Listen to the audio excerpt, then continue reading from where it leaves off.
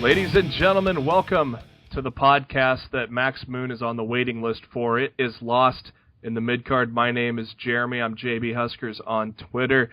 My co-host, as always, Matt Black at RAWF Showtime.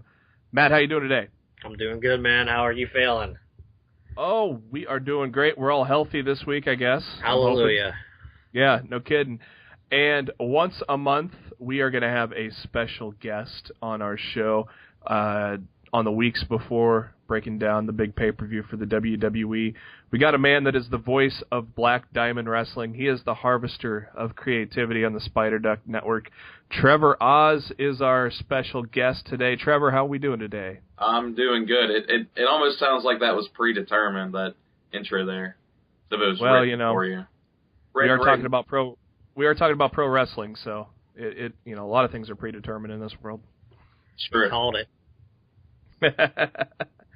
Let's start off with probably the big news of the week is probably one of the best show of the week. NXT Rival took place at Full Sail University live on the WWE Network on Wednesday night. And just before we break down that event, gentlemen, what did you guys think overall? Matt, what did you think first?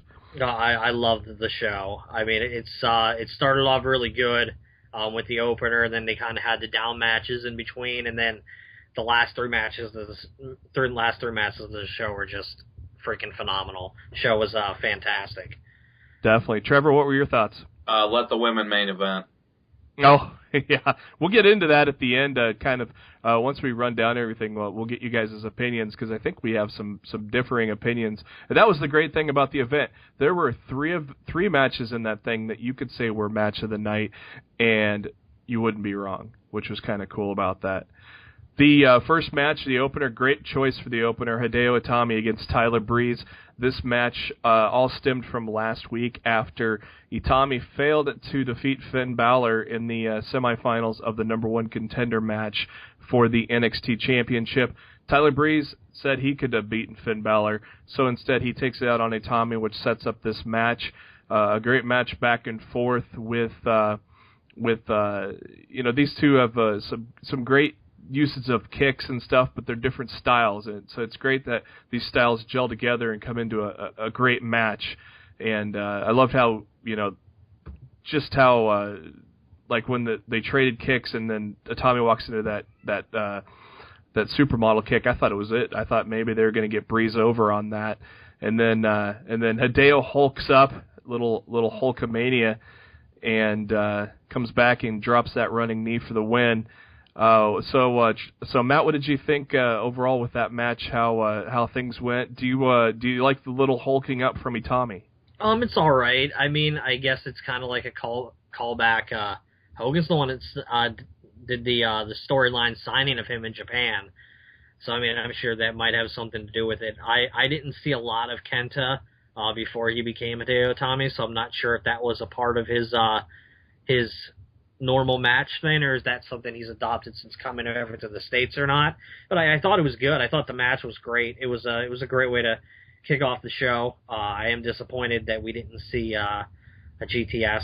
It was teased again, and I called it was going to happen at this event, and I was wrong. So it's got to be next. It's got to be the next. It's got to be the next event. The next event is happening.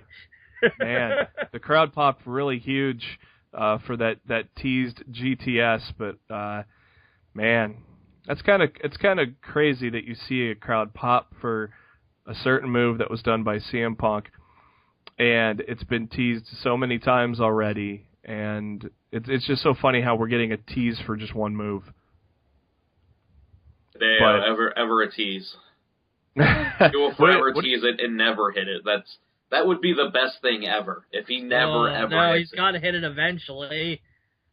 we go a whole year and he still has not hit the GTS, which he'll finally hit it when we all give up expecting it. I mean, it'll be like the match coming up. No, he's not going to hit it. And all of a sudden, oh, there it is. He'll hit it like WrestleMania 35. He'll hit it against a jobber on a random NXT. Like, screw you guys. Trevor, what do you think of Hideo Itami so far since he's been in the NXT ranks for a few months now? I think he's doing well, but I think he still needs to find his footing. I think Finn Balor has been able to find it a lot more than he has. And, it's wrestling in Japan is definitely a different style than wrestling, especially for WWE. So I think he kind of needs to find himself and figure out his character a bit more and what he wants to do. But other than that, I mean, he has some great matches. Yeah, he's that's definitely nothing to complain about. Yeah, he's definitely put on a good show. That the match with Finn Balor was just amazing. And then, of course, when Finn Balor debuted and you saw both of those guys on one side of the ring, and everybody that knows these guys marked the hell out. So that was definitely a good thing to do. Do you think, Trevor, Hideo needs a manager due to his limited English? Even though, he can come across with some good lines, but do you think he needs a manager in the long run? I think that language barrier can be definitely a detriment to him. I hope he doesn't get shoehorned into that same role as like a Yoshitatsu or a Funaki, something like that. I mean, he's a lot more talented than those guys, I would say. So, I mean, he definitely can rise above that, but I really just hope they don't shoehorn him into that because he can't speak English very well. Hopefully, I would say, give him a manager, bring up somebody new, There's no real managers, so to speak, in NXT for the most part. Maybe scout some talent, on the indies and maybe bring in a manager or something. Yeah, definitely. We sure as hell hope that he doesn't go the path of Yoshitatsu or Funaki. I think there will be a lot of pissed off people if that does happen. The next match of the night was a no DQ match between Baron Corbin and Bull Dempsey. This is the third time these two locked up, and for the third time, Baron Corbin goes over. This was a very weird match because it was a no DQ match and nothing happened that would cause a disqualification. It made no sense to me. What did you think about that one, Matt? Yeah, it was just there. To go at it for the third time and a no disqualification rules and to really not get anything out of it, I just didn't understand it. And I really didn't understand the post match where he folded up the chair and sat there and kicked Bull to roll him over or whatever. And I'm just like, okay. I was waiting for something to happen there and nothing happened. He's just sitting there and I'm like, well, this is really weird and awkward. I don't know, the match didn't do anything for me, and I feel like Bull has been replaced already by Kevin Owens, and I think his future doesn't look really bright at the moment in NXT. No, I mean, if he's already dropped it 3 times, the best thing they can do is tag him up with Corbin, since the top of the NXT world, with all those leaders of the new school is pretty clogged at the moment. So I don't know if Corbin's even going to break through, let alone Bull Dempsey. So the best thing they can do is tag up right now, and we'll have to see how that goes. Trevor, what did you think of that match? And did they just forget that it was no DQ? Or I mean, was this a match that actually happened? Because I try to forget it. I mean, here's the thing, I think Corbin has a lot of potential. Obviously, he can't really go yet, but I mean, he's still very new too, so still very green. He has a great character. Honestly, I kind of think him coming out in a t-shirt took away from that character.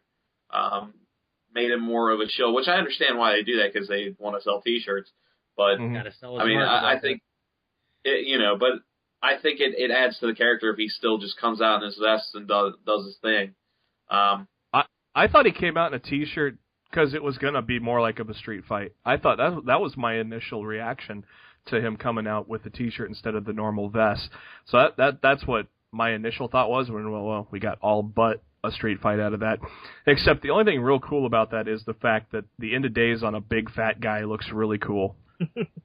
Yeah, but the end of days looked better in the other times that he's done the end of days to him.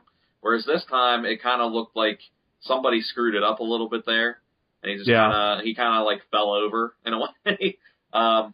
Wasn't the smoothest looking one, and I think that might have been on Bull Dempsey's part. And I work with a bunch of like independent wrestlers and that, and a lot of them really like Bull Dempsey and the character and stuff, and I don't see it. I really don't. Like I see a young Kevin Sullivan as well. I see a young Kevin Sullivan if he can evolve. He's got that kind of potential. It just doesn't do anything for me, and I don't think he's that great. At least not yet. But I just like his theme song where the crowd can yell shit after Bull hits. That is the best part about Bull Dempsey. The next match of the night was the Tag Team Championship match. The Lucha Dragons exercised their rematch clause against... Now, this I can't remember who did it, but a guy commented on one of my articles that I write for What Culture. I did the 10 things to take away from NXT Takeover Rival, and obviously was mentioning the retaining of the Tag Team Championships by Blake and Murphy, and they called them the Dubstep Cowboys. I kind of like that one. They retain, which... fairly decent match. The thing was that I took away from it was Blake and Murphy for the second straight time utilized a blind tag that the Lucha Dragons were not aware of, and that led to another pinfall for them. Not much else to take away from this match. It was basically one-sided until the hot tag, and then that was it. What'd you think of that match, Matt? Man, I almost thought the original Sin Cara came back because there was a lot of botching going on early on in that match, and it wasn't just him though. It was Kalisto too. Like it seemed like they had an off night. And Kalisto very rarely screws something up. That's true. Solid. Yeah, it was. I mean, it almost feels like they were condensed on time, and they were trying way too hard to get too much stuff in their allotted match period, and they just ended up screwing it up. Yeah, wasn't that botch? There was a couple of them in there, man. The big one with Kalisto, wasn't he supposed to go over the top rope and he didn't, or something like that? Yeah, that was one of them. Yeah. Yeah, I think that was the final one of the match. The final botch was one when Kalisto did it, and at that point it was just like, all right, it's just going to be that type of match. Everybody's having an off night.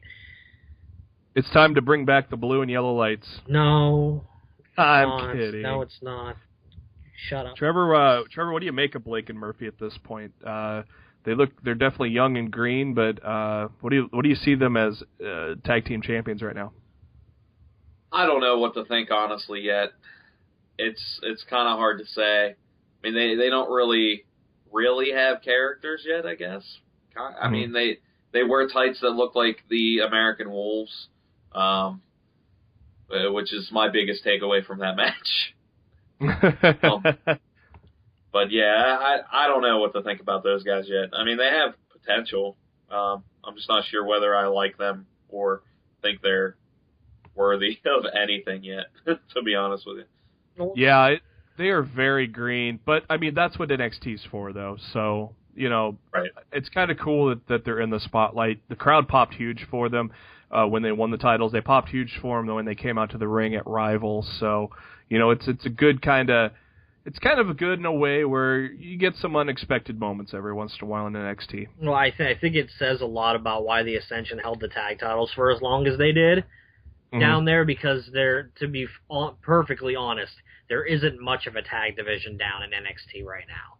It used to be, but it definitely doesn't look like WWE is looking to tag team wrestling as the future of their company. I was going to say there isn't much of a tag team division on the main roster either. That's true, but it's even worse than NXT. So yeah, they keep breaking them up. Yeah. There's been just over the past few years, there's always been great depth, and then it's like there's one feud with the champions and somebody else. Then there's great depth, like there is today. There's some good depth, but you know that Miz and Mizdow are going to break up soon. You know Cody and don't call me Cody. You know Golden Stardust are going to be breaking up. Kind of curious to see what the American Dream is going to bring to that next week. But yeah, so there's good depth now, but we're going to be losing 2 teams very soon. We got as Murphy and Blake were celebrating their win against the Lucha Dragons, which are possibly sending the Lucha Dragons to the main roster since Sin Cara is already there now. They may actually add a little depth to that main roster tag match. We got a little more hacking from Solomon Crowe. The takeover isn't over. Stay tuned for next week. I'll start with Matt. Do you know much about Solomon Crowe and his independent days at all? I really don't, but I've heard a lot of people talk super highly of the guy. I mean, he's been down there for a long time. I think he's been signed with NXT for almost as long as Sami Zayn has. 2 years about now. So, I mean, it's about time he's getting on TV. So I really hope the guy impresses, because as I said, I've heard nothing but good things, so it'd be great to have another, great talent down in NXT. It's not like they don't already have enough of them. The more the merrier. And if I remember off the top of my head, Crowe's been wrestling since 2006. He's been in Heartland Wrestling Association, which was a place that Dean Ambrose came from as well. To me, he looks like kind of a mixture of a punk and like a horror villain. And of course, and he was billed from The Last House on the Left, which is a great horror movie in its original form. So, he's got a great look, and I don't know if that's going to carry over to NXT, but just kind of reading up on him a little bit, it does seem like he's got some potential. And, he had a major injury, so that kind of shelved him for a little while. I guess he had some matches on NXT, but they ended up cutting him out. I would say about a year and a half ago or something like that. They edited him out of the broadcast. Trevor, do you have a good pulse on the independent scene? Have you seen anything of Solomon Crowe before? I actually haven't seen very much Sami Callihan stuff beforehand. I know a lot of people around this area know him because we're on the eastern side of Ohio, and it's exciting to see him down there. I want to see exactly what the gimmick's going to end up being, the whole hacker thing, and I'm just curious about it more than anything, really. Yeah, we'll kind of get an idea of what's going to go on next week. Some people were saying possibly, he might be he'll be able to manipulate things to give him an advantage in the matches and stuff. So, it's a fresh idea. We'll just see how it goes. Of course, that's what NXT is all about. Kind of throw some fresh ideas and see if it's going to hit or if it's going to be a piece of shit. We go to the next match, and man. Before when we knew this was going to happen, we circled this one on the card because we know this was going to be a damn good one. Adrian Neville, Finn Balor, the finals for the number one contenders match. This match was pretty damn good. There was just so many great spots in this.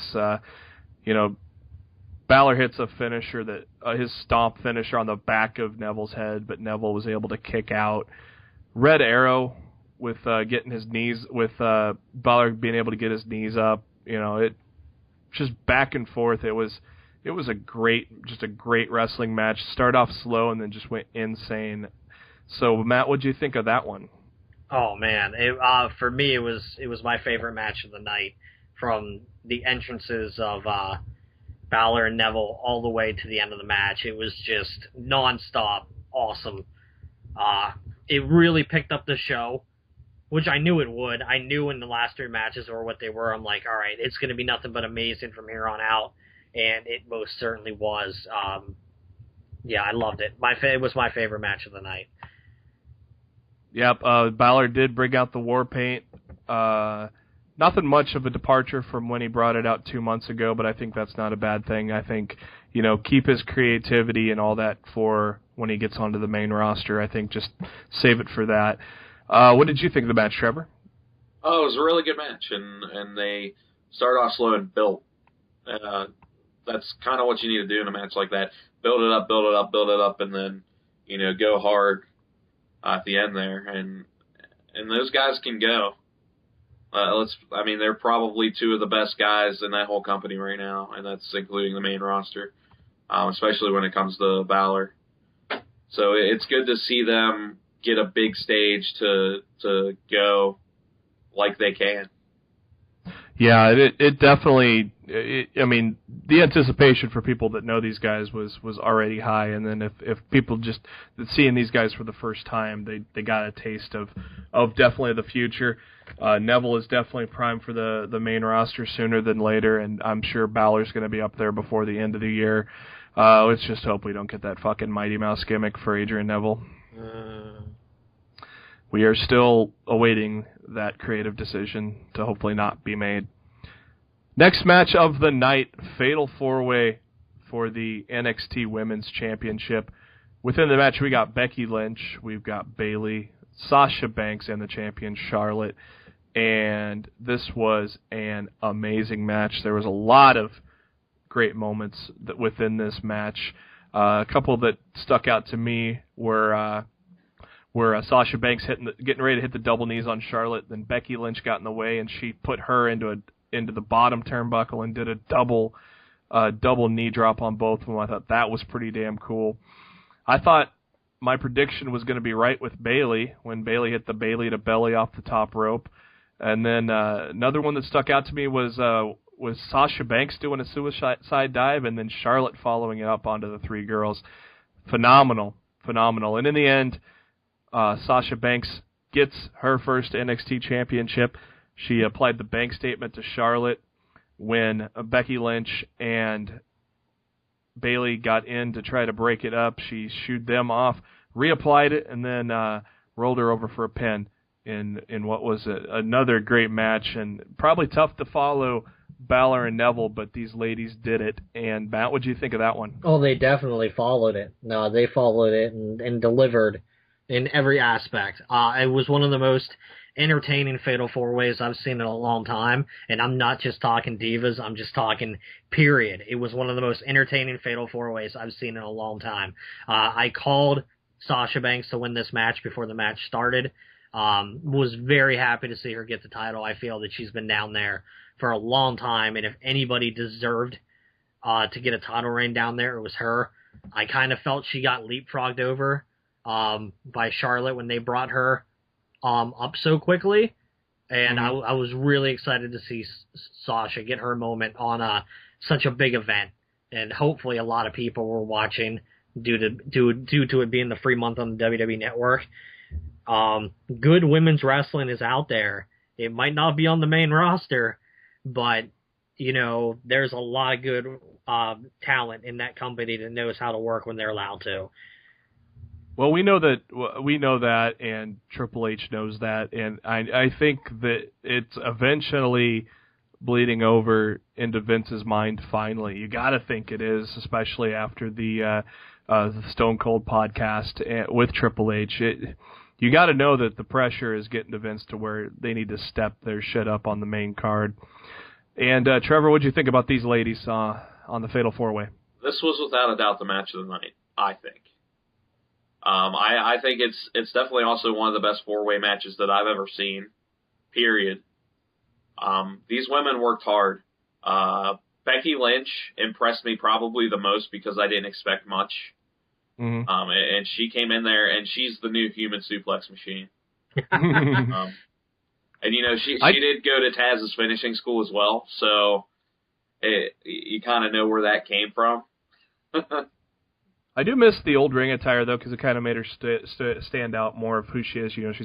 She's an Irish punk rocker girl. I would agree. I gotta agree with you, but her wrestling stood out a lot more in this than it did before. And the one thing I did like about this match the most is that the women going to the outside felt organic throughout it. Mm-hmm. It didn't feel forced. It wasn't like, oh, it's their turn in the ring, so we're going to be on the outside and just, fuck around out here, for lack of a better term in my mind right now. But exactly. It felt they were out there for a reason, and they worked it all in so well, and all the women just worked their asses off. And even the great moment at the end where Sasha, you could tell she was just trying not to tear up, trying to hold it all in, and still play the heel. It was just really good stuff, and you can tell how much that title means to those women, And you can tell just by their match how much that title means to those women. And you know what? If Sasha didn't win that, I would have went with Bayley. Bayley, I think, should be a women's champion down there. Mm-hmm. And that was Bayley was my prediction for it. I thought maybe her kind of recent change in mindset to be a little more aggressive. I thought that was maybe the key for her to getting over the top there, and I thought that's why I kind of made the prediction of Bayley. Now you went with that as match of the night, and Matt, you said Neville and Balor was match of the night. Yeah, but obviously... I thought it was, man, but honestly, I completely understand Trevor's argument, and I think I even told you this when we first talked about it last Wednesday night after the show. Those two matches, you could coin flip those two matches for match of the night. And I couldn't tell you that you were wrong either way. They were both they were absolutely phenomenal. And unfortunately for the main event, I don't feel that the main event got to the point where either of those two previous matches did. Well, and going to the main event, I think the way it played out, it wasn't intended to be a match of the night. No, I agree. We obviously got a few good spots and stuff, but this wasn't going to be a technical masterpiece with Zayn and Neville like they did at the last TakeOver special. I think this was to prove a point how great of an asshole that Kevin Steen, now Kevin Owens, is. You know, he's always played the asshole to the nth degree, and he's been doing it ever since he got to NXT, which is pretty cool. That and just to finish that one last thought, I also chose the Divas match as match of the night, but like you said, 1A and 1B in that case, because both matches were just amazing. And then we get to the main event. After a little bit of manipulating at the contract signing, Kevin Owens gets to fight for the title in just his second month in the company, where he made a big statement at the end of the NXT Takeover Our Revolution match, where he just laid Sami Zayn out with a devastating powerbomb onto that apron. God, that always hurts every time you look at that. But we go to the start of the match, and the anticipation was huge. Big old A chance from the WWE Universe, the NXT Universe. Big fight, Owens fight chance on the other side of it, and that was all before the bell even rang. And once the bell rang, well, Kevin Owens, being the asshole that he was, he rolled out to the outside, did a little bit of stalling, but then Sami Zayn jumps over the referee, delivers a senton onto the outside. That was a pretty damn good start to the match, and we are rolling. So what did you, Matt, what did you think about kind of how that all, just first off, just the atmosphere, and then the anticipation just to get them two locked up? Well, I mean, at the beginning, you could tell that the crowd was split, and I thought both guys did a phenomenal job. Where by the end of the match, it was more like 90-95% Sammy, and very small amount of people in the crowd were still cheering for Owens, which was an amazing job for these two guys to pull off with how many fans both of those guys have in that building, that they were able, to make it. I believe Hogan said on Twitter Wednesday night, "You made me believe again." And I really think that's kind of what the performance these two were able to put on. Yeah, it wasn't a match of the night, but as it was going on, you believed what was going on, and the finish was just it was crazy. I've never seen like a ref stoppage title change before. It was very UFC-esque. I thought it was very well done. It made Sammy look, I thought Sammy looked stronger coming out of the match than he did going in, just because of the fact that he wouldn't give up. He wouldn't tap out. He would not be pinned. He was not going to leave without his championship. It was up to the referees and the doctors that took his title away from him. And yeah, the storytelling in this match and the way that they played the crowd throughout, I thought was phenomenal. Yeah, definitely. There was an ass beating that Kevin Owens was delivering on to Zayn after Zayn got that initial shot in, and then he would Zayn would make a little quick flurry of offense, got his Blue Thunder Bomb in, he got his Exploder Suplex in, but then failed at the Haluva kick, and basically that was it, and then it was just brutality from there on out. Owens gave Sami Zayn 6 pop-up power bombs. Made you kind of feel like it was a Brock Lesnar, John Cena at SummerSlam all over again.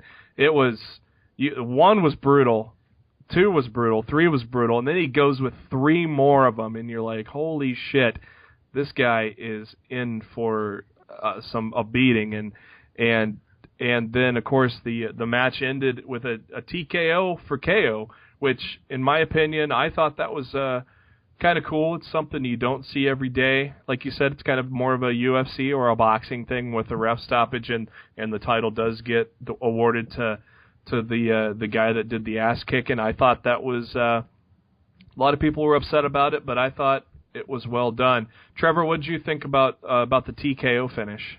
Well, this is the kind of match that makes you question what the match of the night really should be, because Zayn and Owens was the best match as far as storytelling and as far as psychology goes.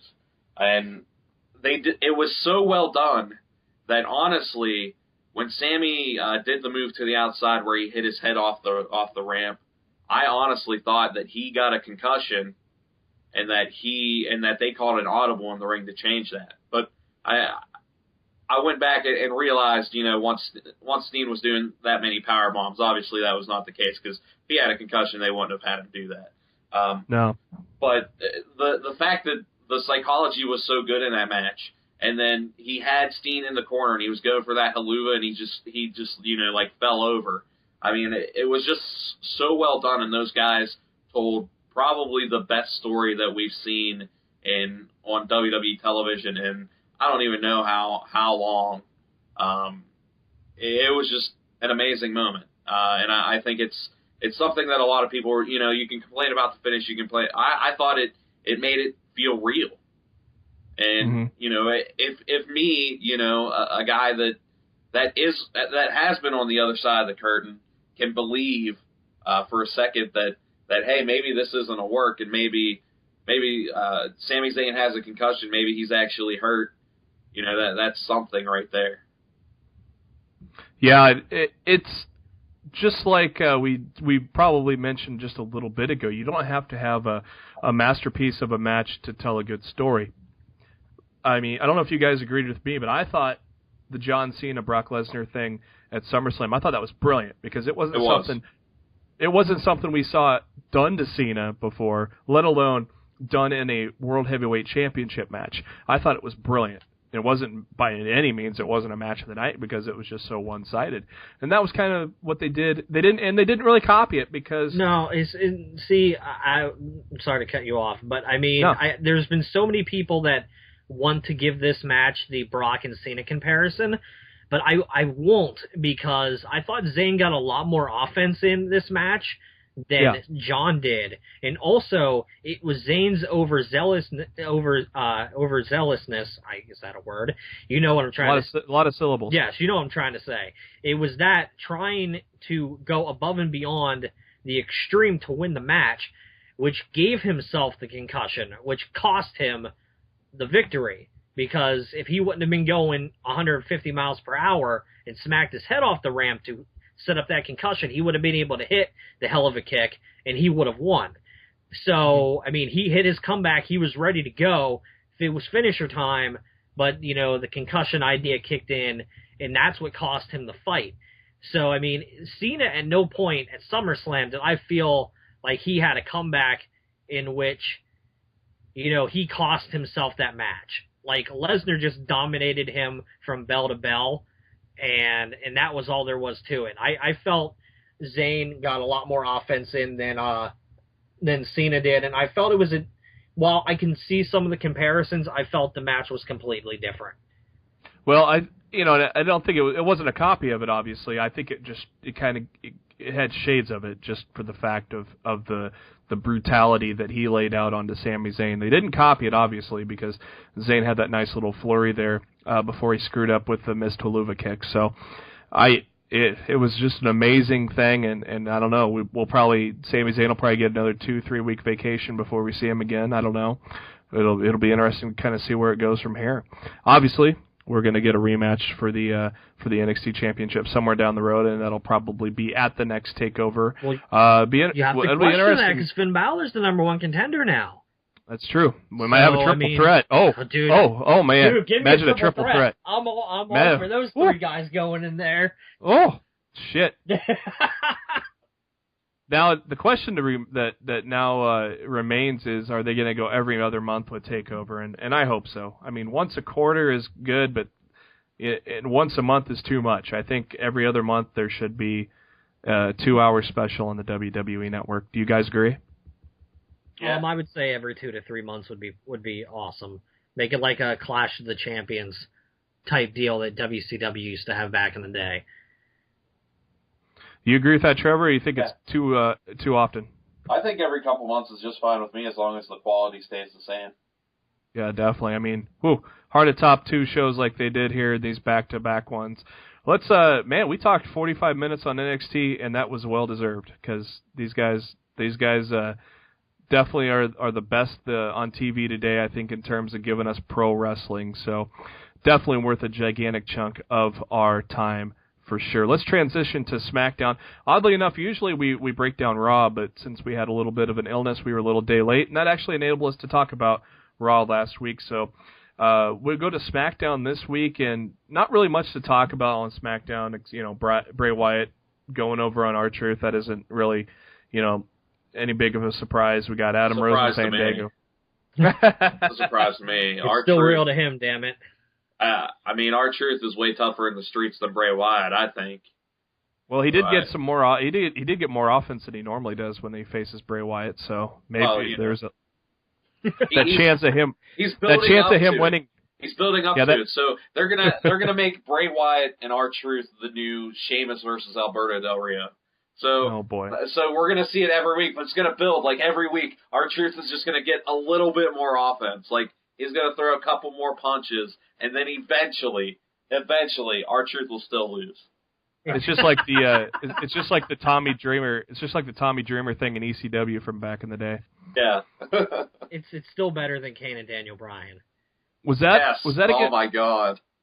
Who was the guy he was trying to get over for a year on and never could? Was it? It wasn't Raven, was it? I think it might have been Raven. It was. They had like a year-long feud. Yeah, I think it was Raven. It was Dreamer. Took him a year to finally beat him. Raven. Yeah. The only thing really of note from SmackDown was that we got to see Daniel Bryan and Roman Reigns in action for about 45 minutes in the tag team turmoil. I kind of liked it. I thought it was kind of a nice change of pace to have one focus for almost half of the match or half of the night on SmackDown. What do you think, Matt? I loved it. Going back to the storytelling we were just talking about with Zayn and Owens, I thought the storytelling of this match over the course of the 9 to 10 o'clock was just absolutely brilliant.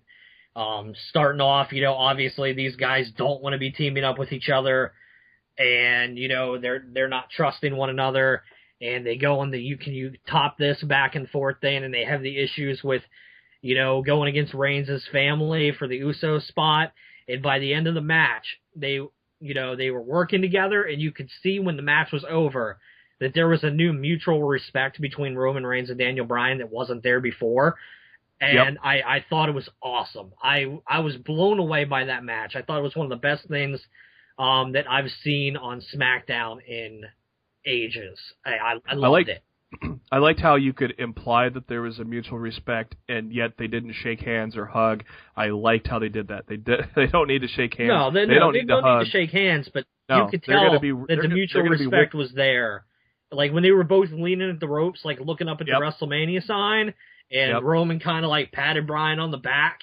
It took an hour of hard-fought wrestling against all odds to prove to each, that, they were a lot alike in a lot of ways, and they formed that mutual respect for each other by the end of the night. I loved it. I thought it was great.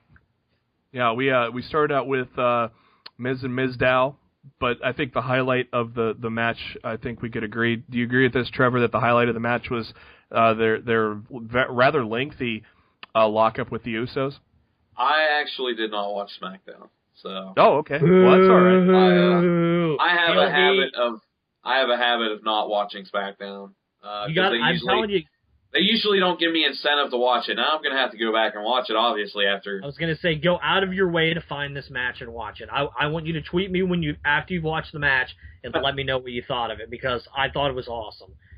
You're going to have to start doing your homework once a month. That's okay, though, because there was a lot of times that I don't watch SmackDown either. I mean, honestly, they don't give us an excuse to watch it most week, and that's the problem. Like, yeah. If they gave me a reason to watch SmackDown every week, I would watch it every week. But it's usually just like, oh, let's just have all these rematches that we just had on Raw. And it's like, why? Like, Yeah. I barely wanted to see that match the first time, let alone again on SmackDown. There was rarely any story. There's rarely storyline progression on SmackDown. Yeah, anyway, exactly. So. It's sad. That's honestly, it's something that needs to change. But obviously, I'm watching it more now since I'm doing this show with Matt. But I definitely agree with you, because there's a lot of times having it on Thursday is a lot better, because that gives me actually another day between that and Raw to be able to sit down and watch it, because normally you get Friday night, I'm probably doing something, and then I usually DJ on Saturday nights, and so if I've got shit to do on Sunday, it's Monday, well, I'm going to watch Raw. I'm not going to go back and try to watch SmackDown and then try to fit Raw in after that. So I definitely get what you're saying there. The Usos, that was a great dynamic to see them face off, though, with Roman Reigns, don't you think, Matt? Yeah, I thought it was awesome. I really enjoyed it. I thought that was the highlight of the match, and I thought they should have fought later on in the match, but I get why they did it early, and took the big chunk of time out. So you're saying that that's the highlight of the match and not when Slater Gator came out? No, the highlight of the match is when the Big Show potentially turned face for the 571st millionth time. We'll get to that in a second, but Big Show. What the hell was that haircut on? What was the hell was that haircut on Slater? I don't know. He looks weird now. Oh, he always looked weird, but anyways.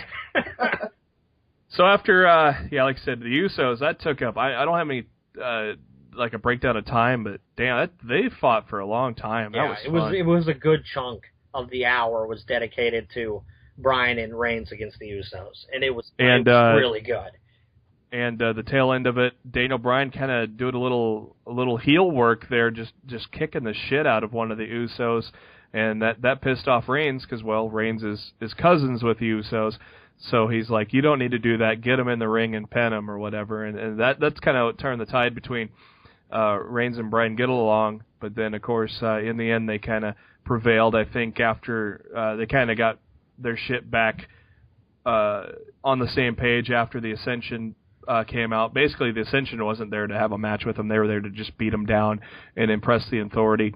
And then Big Show and Kane come out, and I think that's when they realized, okay, we got to get our differences aside and get through these two behemoths. And there was a lot of tension between Big Show and Kane in that match, and that led to a KO punch on Kane, which ended the match there. Matt, you think that's a full-fledged face turn number 55 for Big Show? 55. You got to add about 6 or 7 zeros to that, sir. Or do you think it's more like Roman Reigns spearing Daniel Bryan? I think there's a lot more to it than Roman Reigns spearing Daniel Bryan, because that was a receipt. Bryan kicked him at the beginning of the show. Reigns speared him at the end. And also Bryan wouldn't leave him alone. He kept pulling him back in. So Bryan, technically Bryan deserved to get speared there. But man, I'll tell you what. The only way I find this acceptable is if this turns into a Kane versus Big Show feud. So they just take both of them away from everybody I want to see wrestle and just let them wrestle each other. I was just thinking the same exact thing. Yeah, because that is the match that I could just not give a fuck about. Yes, that is my bathroom break match. My match. I'm sorry.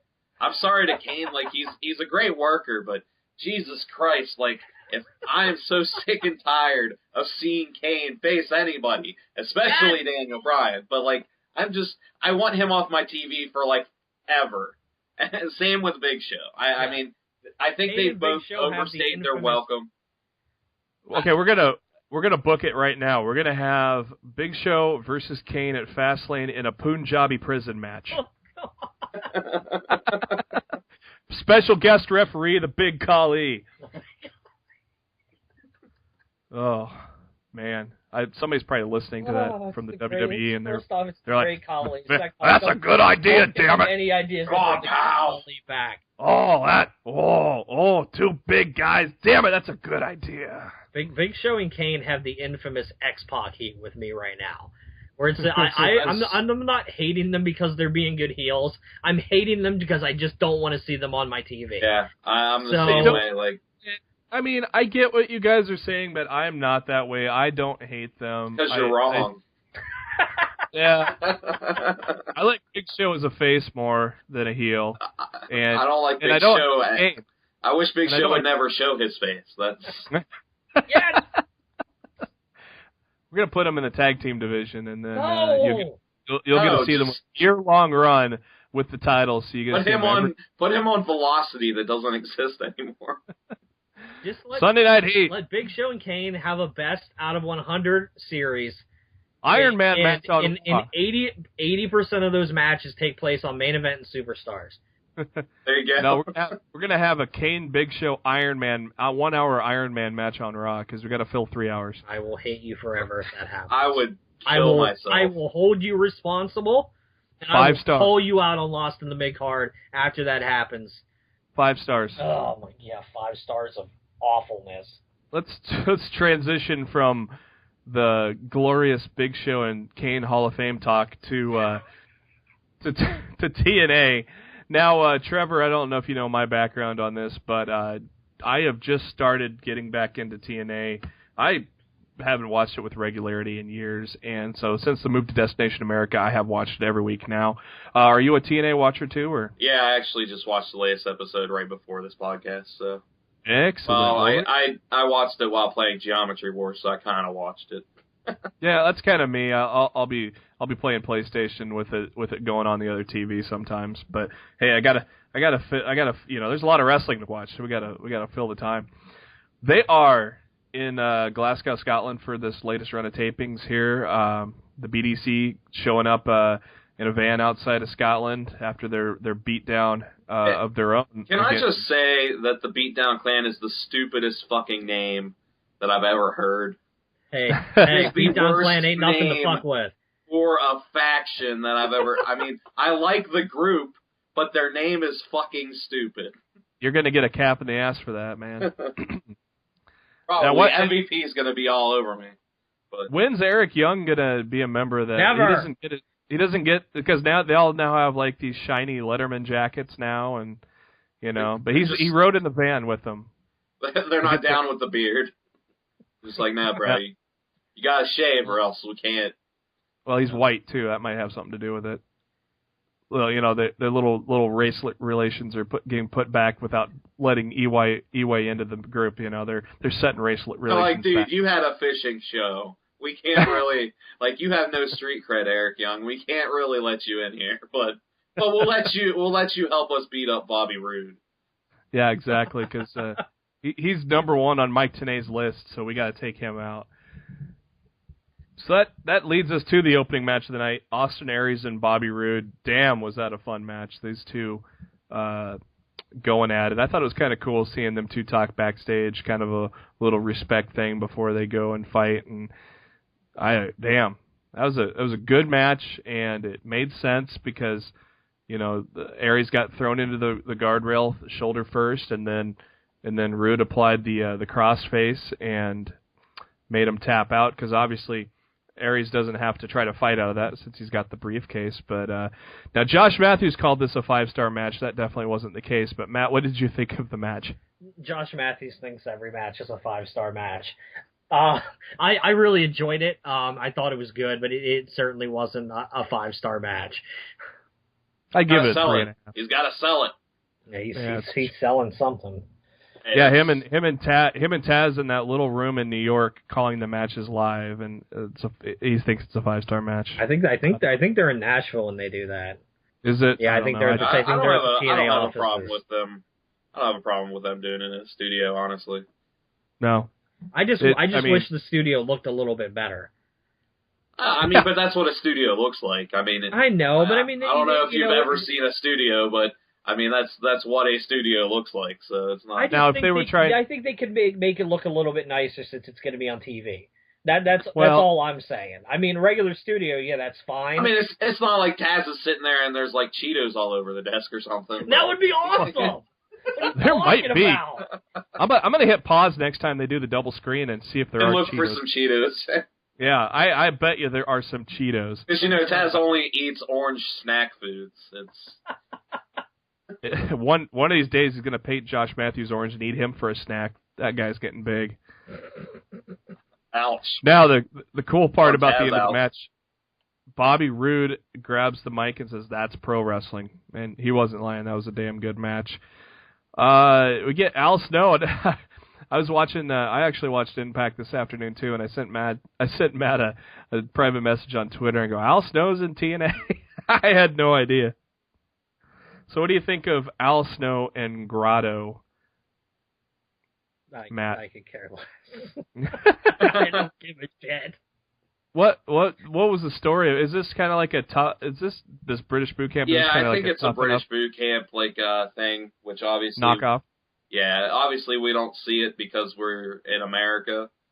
I'm sure you could probably download the episode somewhere though. I would imagine. Yeah, I just don't care enough to. Yeah, that's kind of where I'm sitting. Even though I love Tough Enough, maybe I should watch this thing, but I don't know. Seems like Al Snow looked a lot grayer than he used to. Yeah, he did. He looked a lot grayer than he was at those New York tapings, 6 months ago. Yeah, well, he is looked old. like he aged really badly in it was in 6 months' time. Yeah. He's got to be over 50 by now, right? Yeah, he's definitely in his 50s, I would say. Yeah. I've always liked Al Snow, and me and Al Snow share a birthday. So I was watching this morning. I was watching the WWE countdown for the 10 most unique matches, and they had the Al Snow and Hardcore Holly match for the 24/7 title. I think that was countdown that I was watching that on. No, it was St. Valentine's Day Massacre. I was watching that yesterday, and it was the that was, man, I missed the Hardcore 24/7 belt, man. They need to bring that one back, I think. They will never bring that back. I'd be all about the Hardcore title coming back. Yeah, I just love the 24/7. Yeah. Yeah.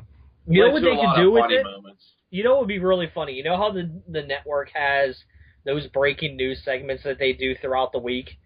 Yeah. And they cut to the studio with what's his name? What's that guy? What's Scott? Lord Alfred Hayes. No, Scott something. Scott Stanford. Yeah. Mike Adamle. Yeah. It would be funny if they film a whole bunch of segments at a Raw on a Monday of hardcore title changes, and then just throughout the week, you're watching the network and at 3:30 on a Wednesday afternoon, breaking news: Fandango just won the Hardcore Championship from Hornswoggle, or it's just something ridiculous like that. They showed the clip. I don't know. I think it would be funny. I'm all for the Hardcore title coming back. I thought that was one of the funnest parts. Definitely be entertaining. Yeah, that's the thing. That belt was entertaining, even though it's. If you look at it in the scheme of wrestling, it's kind of dumb, but it led to a lot of fun moments. Yeah, and honestly, that's what should matter in pro wrestling anymore. We need some fun moments.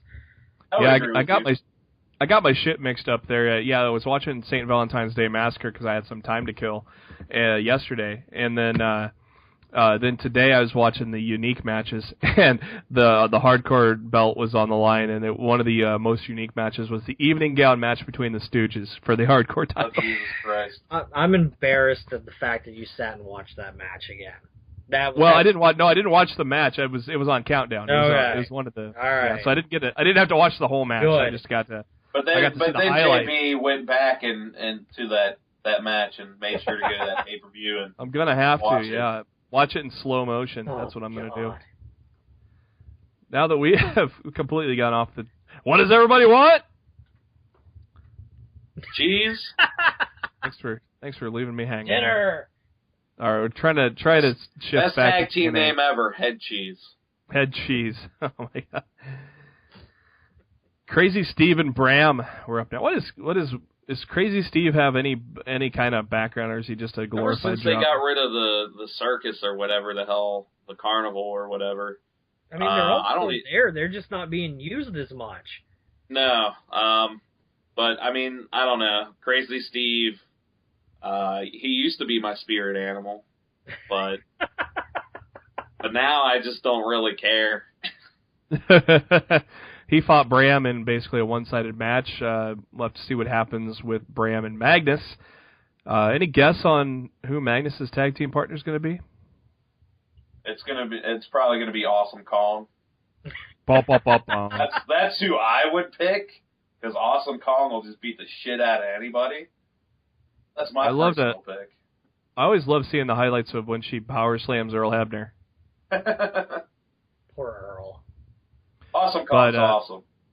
I like the I mean, like I said, I'm 2 months or whatever ever since however long they've been on Destination America. You know, I kind of like, so I've been away for it for so long, so I'm new to these angles. I kind of like the Bram and Magnus angle. I think, you know, I'd like to see where that goes. I looks like, so far what I've seen with Magnus, I kind of like him as a good top guy. I don't, you know, you guys may disagree, but that's kind of how I see it right now. I kind of like, so I'm kind of excited for this kind of feud between these two. Yeah, you missed out on the Magnus era, and I won't pile that on top of you. Was it good or bad? I'm not going to talk about it. that was during one of TNA's rough patches. Let's just leave it at that. Yeah. Well, their writing may have gotten a little better then, I guess, maybe. I don't know. The writing has definitely gotten better. Yeah, and I like how they're trying to do new things. I like their backstage segments because they don't feel like forced, they do, but not as forced as like WWE, where it's like, oh, we're just like sitting in this locker room and, you know, and then, of course, like, Kane walks up to Daniel Bryan and taunts him because they hate each other, you know? Yeah. Like, I like the backstage segments, like, where Kurt Angle's talking to Austin Aries, and they're having, like, a real conversation, it feels like. Yeah. And same with Gunner, also. Those are really cool. And then, of course, the one with at the beginning of the show with Austin Aries and Bobby Roode, that was really cool, too. So, yeah, I agree. A lot of good... they're like going to possibly be future enemies, but they're friends now, and they all have the same enemy right now with the Beatdown Clan. So definitely those are pretty cool to see. Next up, we had the 3-on-2 handicap match, EC3 and Tyrus against Rockstar Spud, Manders, and Jeremy Borash. I just want to see Rockstar Spud and EC3 go at it and end this feud, but we got a returning Ken Anderson to back up the British crew and JB. I think the highlight of that match was JB jumping off the top rope onto Tyrus. I thought Tyrus was going to catch him and just plow him into the ground. Yeah, man. JB's got hops. JB does not. He actually, for who he is, he looks okay in the ring with his little 1-minute flurry. I got to at least say that. He looks okay with those 1-minute flurries, the punches, and I didn't expect him to go off the top rope, though. No, I wouldn't have expected that either. And me, being an announcer/commentator, I would never go off the top rope, let me tell you. Yeah, I sent Matt a PM earlier ago. That's like me going off the top rope, and that never would end well. So. Yeah, no, I definitely could. I mean, I know how to take a bump because I've bumped before, but I could not go off the top rope. off the top rope onto a guy like Brodus Clay. Yeah, on the outside. I mean, like, I wouldn't even go off the top rope if I'm going in the ring, like, let alone, you know, to the outside. Somebody call my mama. After that match, we got, as we said, Mr. Anderson returned to TNA. He was the backup that Spud had mentioned backstage. So the odds are a little more even, as Mr. Anderson is definitely someone that can hang with Tyrus as compared to the Spike Dudley 1 and Spike Dudley 2. We they even more referenced Spike Dudley on commentary. I did. Notice that I like Spud. I'm not a. So far, Mandrews is one. That name is fucking stupid, but yeah, I kind of like Rockstar Spud though. I'd like to see. Spud's awesome. I'd like to see a Spud EC3 match for sure. Spud is really great. Mandrews, I just don't think they've really shown any of his personality. He's just kind of like the sidekick to Spud. So I think maybe once he breaks away from that and maybe gets his own story. I mean, I don't know. I didn't watch British Boot Camp, so I can't, say whether he's a great guy or what. But And then we go to some knockouts action. Madison Rayne bragging to the crowd about whatever, and all of a sudden we hear the old stomps, and she thinks the sound guy's fucking up, which was kind of funny. Awesome Kong comes out and, basically does what she does and smashes at Madison Rayne with a little implant buster. And so, as Trevor said, we'll get Awesome Kong tagging up with Magnus when he cashes in his tag team briefcase. That's just what I would do, so... We also got Matt kind of said he was going to update us on the status of Jeff's condition. I don't think he really ever got to that, but we all know Jeff just can't fly out of the country. Yeah. But still, that was a hellacious bump he took off of that cage at Lockdown. Jeff can't fly because he's like Kevin Smith. He's too fat to fly, right? Is that? Yeah, that's it. Okay. I thought. No, he's too high to fly, I think is what it is. The Revolution. No. His stuff there. Yeah. We'll leave it at that. Yeah, we don't need to go there. The Revolution comes in and does a little promo with James Storm first in the ring, and kind of interesting that he mentions Edge and Christian, the Dudleys, Lashley, and Undertaker in his promo of guys that could take out Jeff Hardy, and just a way to really, I guess, put James Storm over. But in the end, he gives Matt Hardy the choice to join the Revolution or get an ass kicking, and then so Matt chooses the ass kicking, and then the Wolves come down. Now the Wolves come down and make the save, but that still was like 5-on-3. Shouldn't have just been more of a beatdown. No, it's James Storm and a bunch of jobbers. That's true. Manic and Sonata are basically like one person. Indeed. I'm telling you what, man. I don't even know how I felt about him name dropping the Undertaker. I was okay with absolutely everybody he named until he said the Undertaker, and I'm just like, really? I'm kind of okay with that, actually. I think it's stupid to pretend that other organizations don't exist.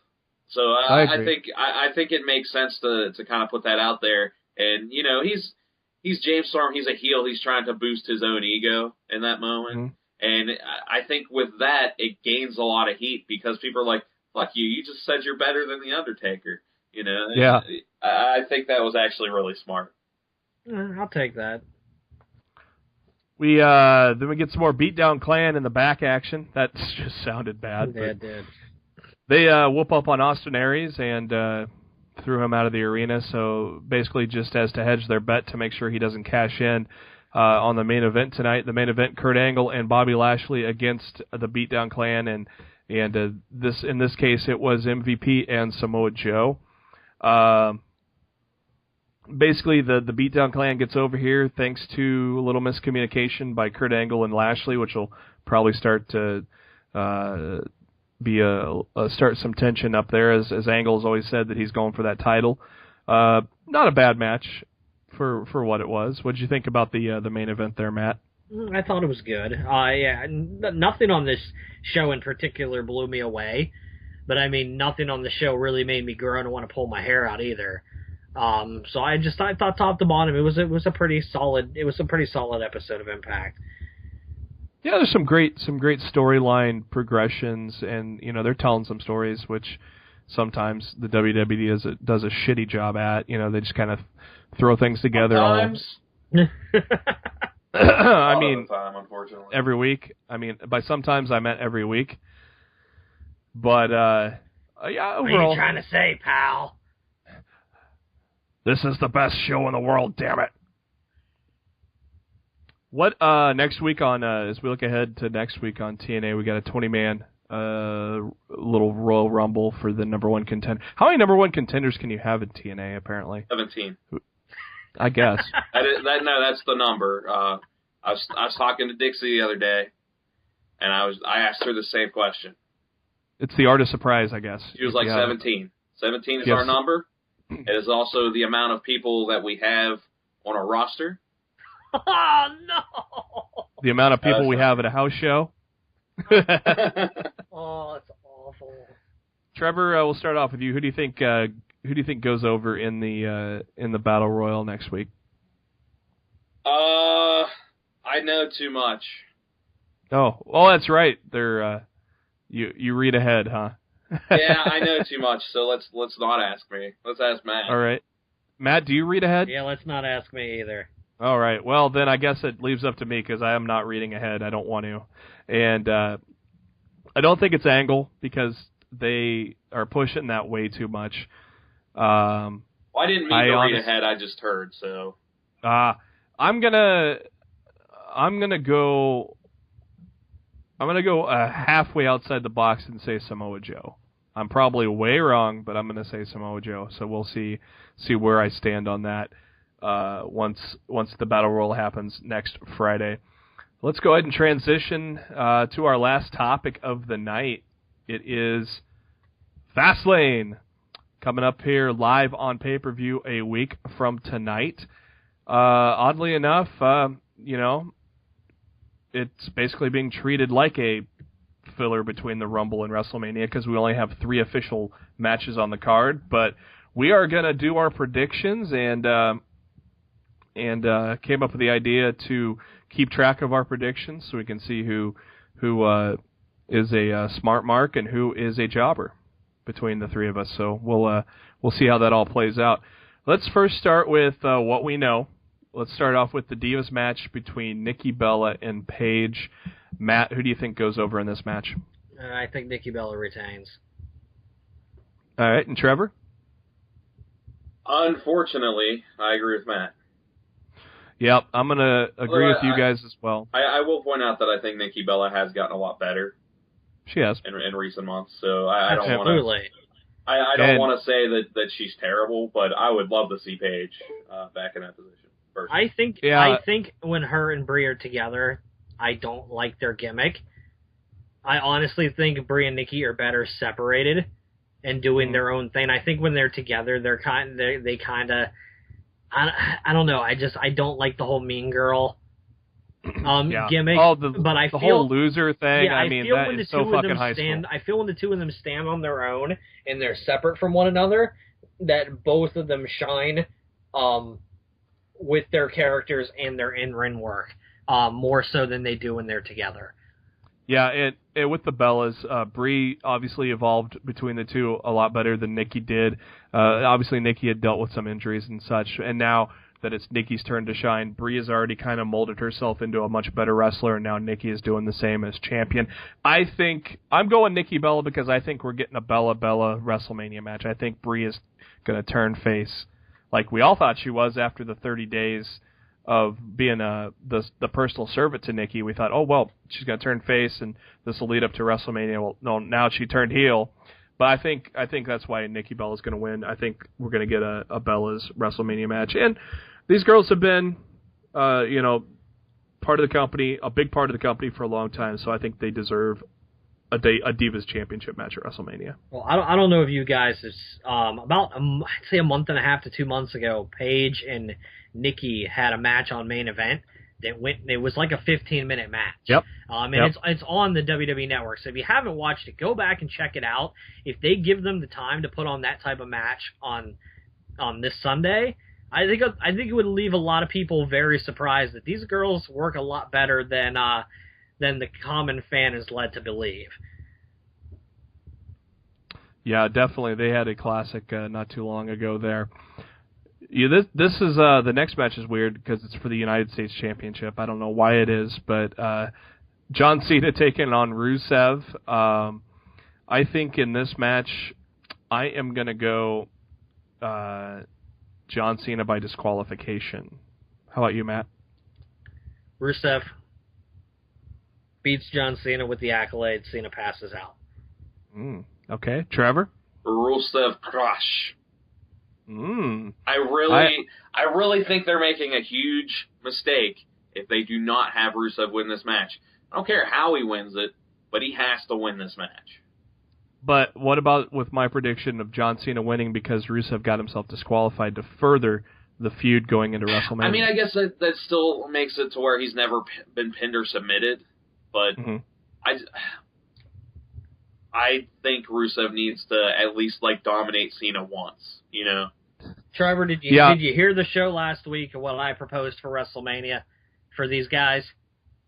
No, actually I didn't. Okay, listen to this. I'm gonna do it again. JB. You gotta bear with me. Damn it! You can't stop me. I'm going for it. We're not on the WWE network. I don't have to get cut off in 5 minutes. Exactly. It's too good not to say it again. Rusev. All right, guys, that's the end of our show here tonight. Thanks for coming, everybody. Rusev beats Cena again. Well, he beats Cena at Fastlane.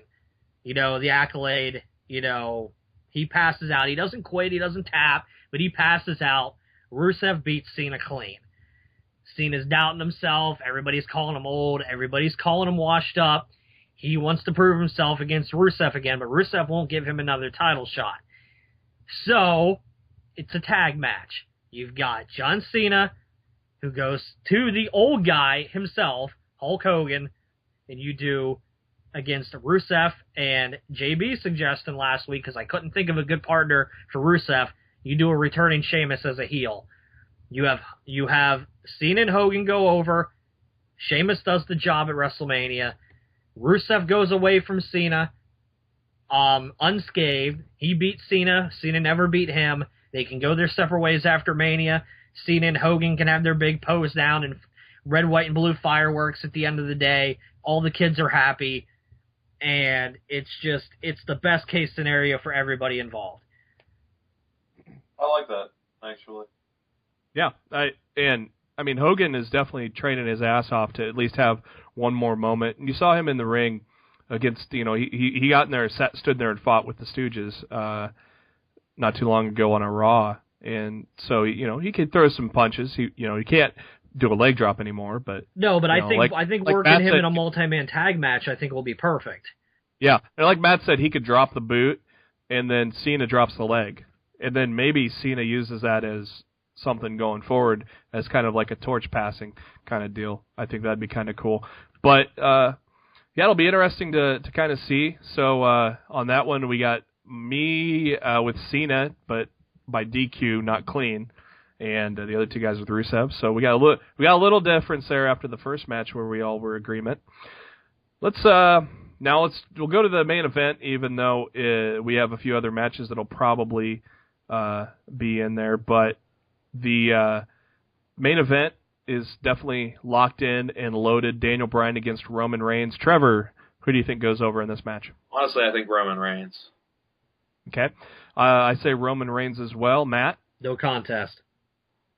Yep. I think we might have discussed this a week or two ago on the show, where Daniel Bryan's brought in to kind of help get more acceptance by the crowd for Roman Reigns. And I got to admit, Roman Reigns has definitely impressed and done a lot better since the Royal Rumble match where he got booed out of the building. But I mean, don't get me wrong. When I say no contest, I don't mean Roman Reigns is going to win. I mean the match is going to end in a no contest. The match is going to end in a no contest. Okay. I expect Brock or Rollins or somebody to come out and get the entire match thrown out. I think we leave Fastlane without a true number one contender for WrestleMania, and I think Vince swallows his pride again, and we get a triple threat match at WrestleMania with Brock, Reigns, and Bryan. All right, and Trevor, just to be clear, you went Roman Reigns, right? Yeah, absolutely, yeah. Okay, yeah, and so we'll definitely have to see how it plays out. That's definitely interesting. That's what's gonna, with Rusev, Cena, and Daniel Bryan, Roman Reigns. A lot of uncertainty going there, so it's gonna make for a great show.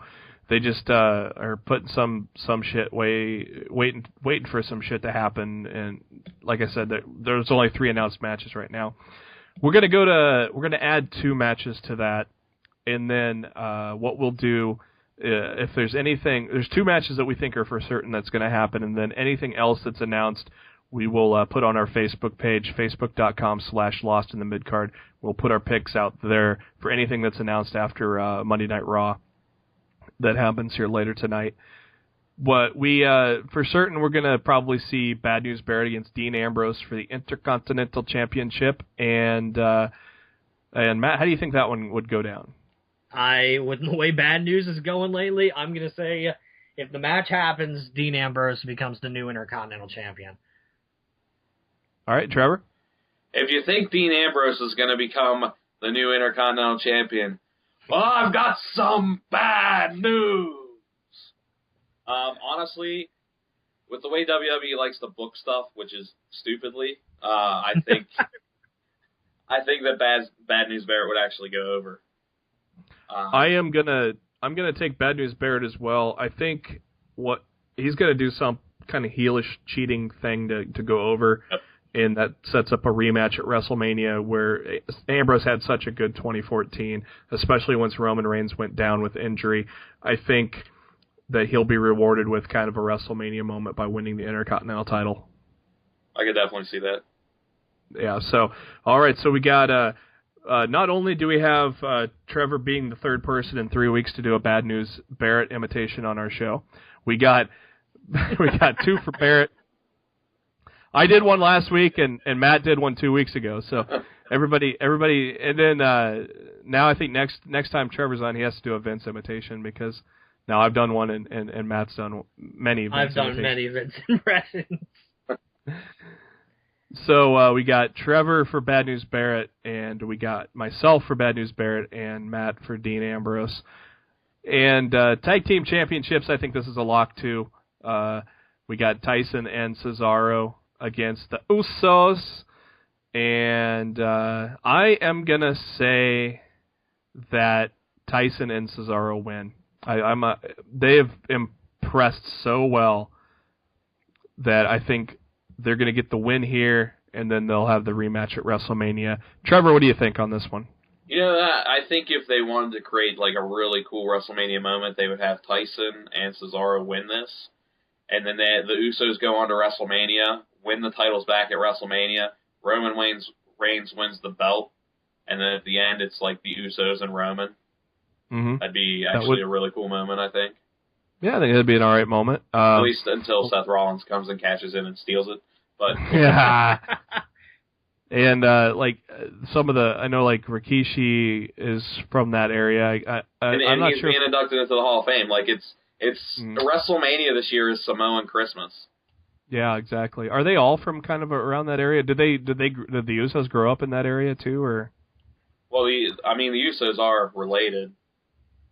Yeah. So, they're all basically from around the same. Because obviously the Usos are Rikishi's sons. Yeah. So that and we know that their cousin. So. Yeah, that's definitely a moment that we may see. Oh, that'd be kind of cool to see a cash in at WrestleMania. We'll have to. We've never seen it before. It's never happened. No. So we have not. Basically, a lot of loose ends that need to be tied up with some guys that aren't in matches yet. Kane, Big Show, Seth Rollins. Oh, by the way, I picked the Usos. Thanks, JB. Oh, I didn't think you mattered. Yeah, jerk. We got sidetracked there with some Samoan talk. All right, so myself and Trevor say Tyson and Cesaro, and Matt says the Usos. Matt, do you like being wrong? Is that I name one match where the Usos have gone over Kid and Cesaro in the last month, and tell me that's booking 101 for the Usos are going to go over at the pay-per-view. All right, shut up, Matt. Yeah, so who likes being wrong now, pal? It's still real to me, damn it. We'll see. I still think Tyson and Cesaro are gonna, because like if they, if the Usos get a win tomorrow somehow, well, that's then true. you'll see. But they haven't yet. Every match that has involved Kid and Cesaro and the Usos over the past month, Kid and Cesaro have won. So booking relates to me that the Usos will retain when they go for the titles at the pay-per-view. Well, I've been to Booking 102, and that means that Tyson and Cesaro are just dominating the Usos, so they're going to continue to win. Booking 102 is not existent, sir. Oh, it's only 101, and that's it? You graduate? That's it. Well, I guess to be a WWE writer, I guess to be Viagra on a pole, that's all I got to say. Can I be honest with you?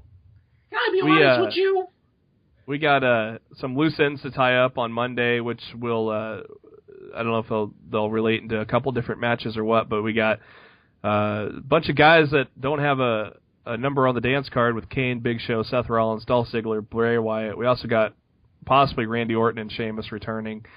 So we'll make those predictions on Facebook once we get to that point. And to wrap up the show, let's talk about Triple H and Sting. We'll start off you, Matt. What do you expect to see on this confrontation? Honestly, I don't expect it to be much. I expect a little back and forth promo to set up Sting and Triple H for WrestleMania. Trevor? A better segment than they showed last Monday on Raw. Oh, you didn't like it? It was kind of dumb, the way they did it. I mean, they could have at least had, like, a pre-tape of Sting, actually, you know.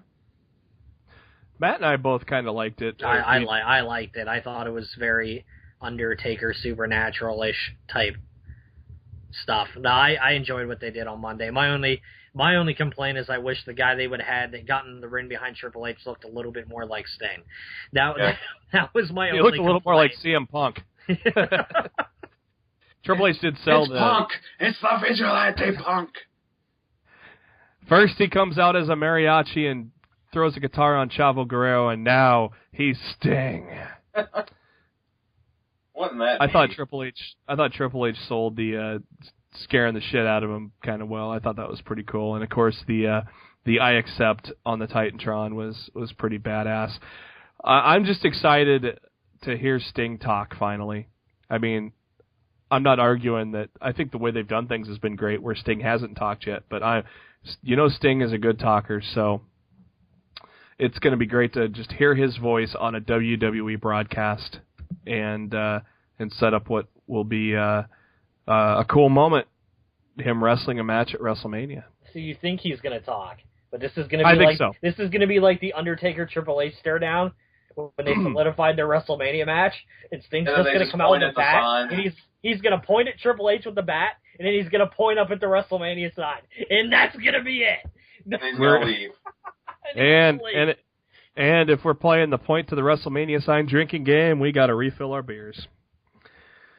I think he talks. I think he sets up why he did what he did to screw the Authority, and I think it would be completely fucking stupid if we had sign pointing with them two.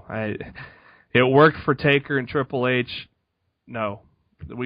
I'd like to have some answers from Sting, a challenge laid out, and a little bit of fisticuffs. My God. That is going to do it for our longest episode of Lost in the Midcard. I like it. Hour and a half. I hope you guys like it too. We are going to come at you next week with our full rundown of what happened at Fastlane. Make sure to check us out on Facebook, though, at facebook.com/lostinthemidcard. We will wrap up our predictions there once matches get announced on Monday Night Raw later tonight. And then also, I'd like to thank SpiderDuck.net for being our host, as you can find us on iTunes. If you go to our Facebook page, our iTunes links are there. Also, if you follow us on Twitter at JBHuskers, at RawFShowtime, we'll do occasionally post our links there as well. We're also on YouTube. You can subscribe to us there, and once again, those links are on our Facebook page as well, so make sure you like us on Facebook. Until then, Trevor, thanks for joining us, and looking forward to talking to you once a month as we set up the table for the pay-per-view. Yay! Matt, do you have any last words for us?